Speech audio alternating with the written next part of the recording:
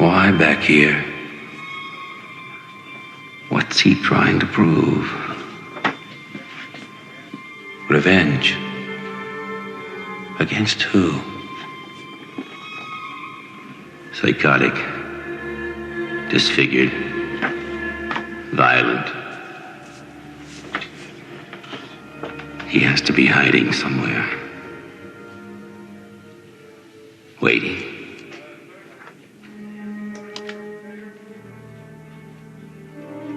I've got to get that bastard before he butchers someone else.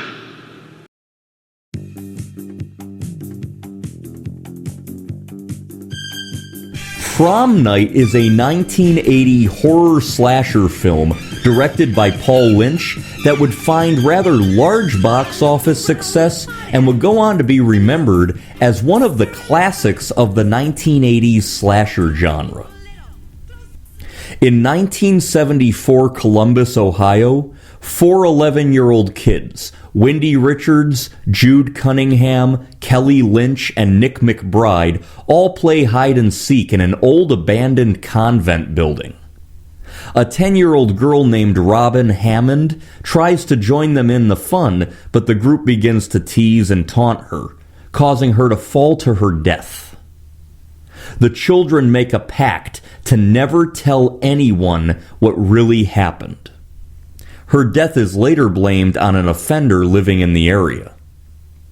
6 years later, in present-day 1980, Robin's older sister Kim Hammond, played by Jamie Lee Curtis, and her twin brother Alex, played by Michael Tuff, visit the grave of their sister. They both attend Hamilton High School, where their father, Mr. Hammond, is the principal, played by Leslie Nielsen. Morning, Mr. Sykes. He's wacko. Alex, no man is wacko. Eddie, he scares me. He's always looking at me like, I don't know. Kelly says he spies on the girls in the locker room, too. Now, Sykes is not a peeping Tom. He may have been here for just a short time, but he's been checked out.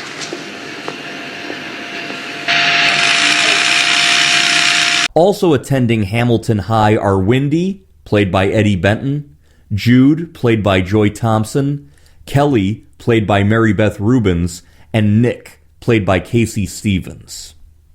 All four of them begin to receive strange, ominous phone calls.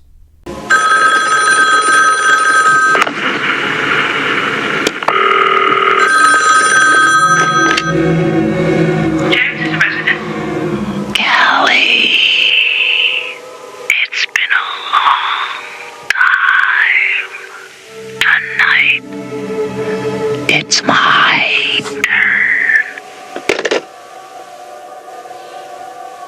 Kim and Nick are dating, much to the chagrin of his jealous ex-girlfriend Wendy. Practice makes perfect. Kim is always so perfect. Nick likes me that way. Really? You are keeping in mind that after tonight is all over, everything's going to be back to normal. I mean, Nick is king of the prom, and you just happen to be queen of the prom. But that's as far as it goes, Hammond. You seem a little anxious, Wendy. By the way, who are you going with tonight? It's not who you go with, honey. It's who takes you home. I'll try to remember. You wait and see. Just wait and see. Wendy finds a date in the school bully Lou Farmer, played by David Mucci, with an ulterior motive to embarrass Kim during prom. How do I know you're serious about this? What do you mean, serious? Man, I hate that school, Hammond and his whole fucking family. Okay. Listen, I don't want anyone hurt. Not badly. I'll take care of it. Don't worry about it. Jude finds a hasty date with the nerdy Seymour Slick Crane, played by Sheldon Rybowski. They call me Slick. I can see why. How old are you, Slick? Old enough. Well, I've heard about guys like you running over girls on the sidewalk. To some girls, if they're good looking, I give them a ride. While Kelly feels enormous pressure to lose her virginity to her boyfriend Drew later that night. I think I'll let Drew do it. Let him? Oh, that'd be interesting. Oh, you know what I mean. Nick's father, Lieutenant McBride, played by George Touliatos, informs Principal Hammond that the man suspected of killing his daughter 6 years earlier has escaped from a mental hospital near Cleveland and is on the loose.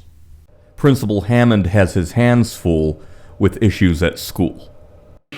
You again. Brawling in the cafeteria, both of them. All right, thank you. I'll handle this. Explanations. Look, I was just fooling around with this girl. Kim. When your son, he belted me. Is that true, Alex? I knew it. You knew what? Well, it just figures. That I'd play favorites, I'd take it easy on Alex because he's my son? Well, you're right. You have been nothing but a disgrace to this school and this community.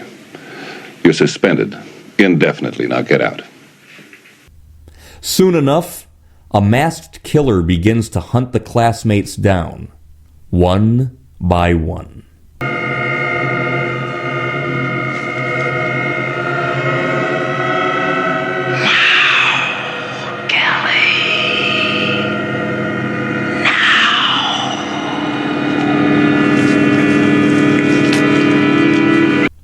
Will they survive Prom Night?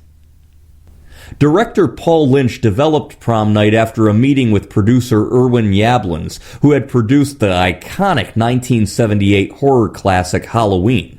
Yablans suggested that he utilize a holiday as a basis for the movie, and Lynch decided on building the premise around the event of the high school prom.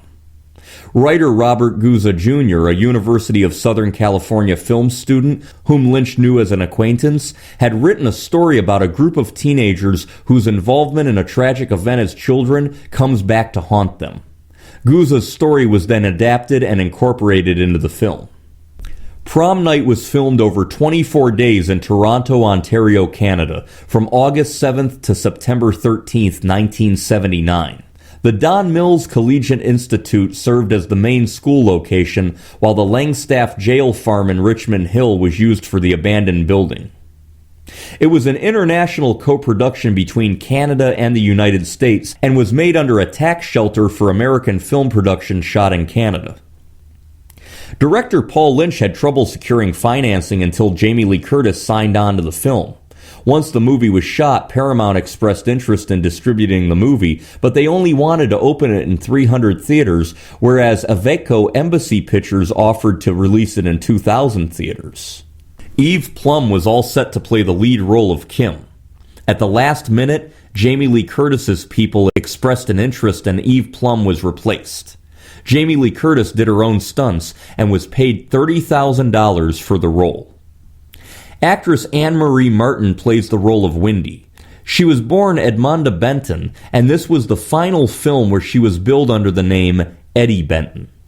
Robert A. Silverman, who plays the suspicious and strange-looking janitor, had just been in a serious accident and was still undergoing speech therapy prior to acting in this film. Mr. Sykes, this is just for you. Vicky! Vicky! Come here this instant. And you too, Jude. He came up with the idea to put tape on his glasses. According to composer Paul Zaza, the prom scene was shot with actual disco hits at the time that the production company later realized they could not afford the rights to. Zaza only had a week and a half to create similar, original disco songs for the movie that were close, but not so close that they could be sued for using them. There was still a copyright lawsuit for $10 million, which was eventually settled for $50,000. Casey Stevens had trouble keeping up with Jamie Lee Curtis during the filming of the dance scenes, as she was a well-trained dancer who did all of her own dance moves. Casey Stevens would only do one more film after this one. He sadly died of AIDS in 1994. The original version of this film was given a PG rating, but the studio was afraid that no one would want to go see a PG-rated slasher film, so they upped the violence to get the movie an R rating.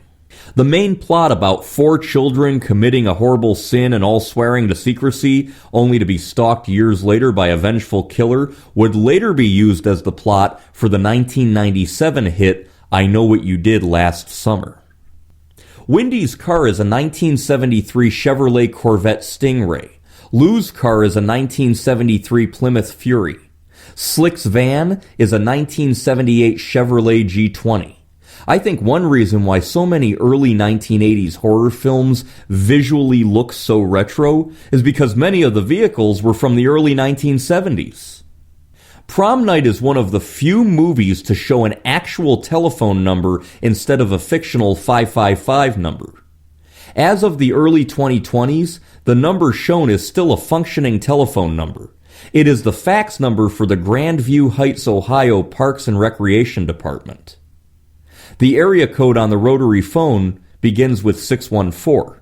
Although the movie was shot in Toronto, Canada, this area code is for Central Ohio, where the film takes place. Prom Night was given a limited theatrical release on July 18, 1980.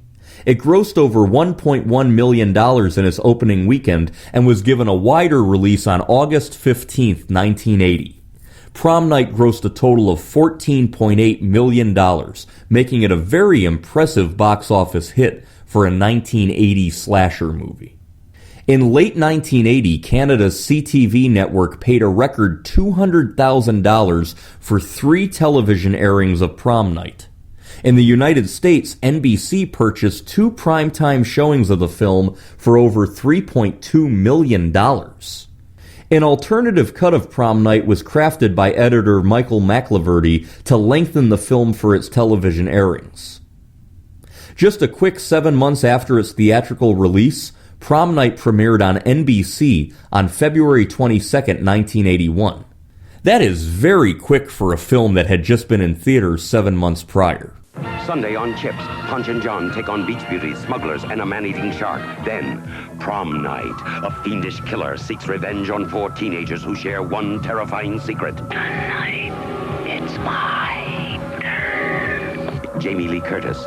She survived Halloween. Can she survive Prom Night? If she's not back by midnight, she won't be coming home. A TV premiere. Parental discretion advised. Watch February's Finest on NBC. Gene Siskel called this a watered-down version of Halloween crossed with Carrie. Another critic called it a combination of Friday the 13th and Saturday Night Fever. I can see that, but I agree with Gene Siskel more. This movie does feel very much like the 1976 horror film Carrie. Friday the 13th was a surprise hit among moviegoers, and while Prom Night was also a hit, and actually received better reviews than Friday the 13th typically did, it did not have the same cultural impact as Friday the 13th.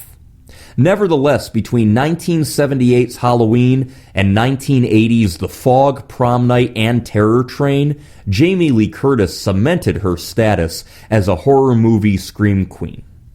I enjoy this movie. I actually don't remember the very first time I saw it. I know for sure I had the VHS around 2002 or so I would venture to guess around the late 1990s, early 2000s, when I was really heavy into horror movies. I have a real soft spot for these very early 1980s slasher movies, in part because they remind me of my childhood in the early to mid 1990s. Going to rent a horror movie with my mom and sister or with my dad in the early 1990s, before Blockbuster, going to a little private video store, that was a big event for a kid. Looking at all the different VHS tape boxes of all the different 1980s horror art. Usually the movie would have nothing in the film that was remotely like what you saw on the cover art. But still, that creepy Halloween horror movie feeling is difficult for me to find now unless I go to haunted houses or carnivals or watch 1980s horror movies that, when I was a kid, were only 10 to 15 years old. I recommend the 1980 slasher film, Prom Night.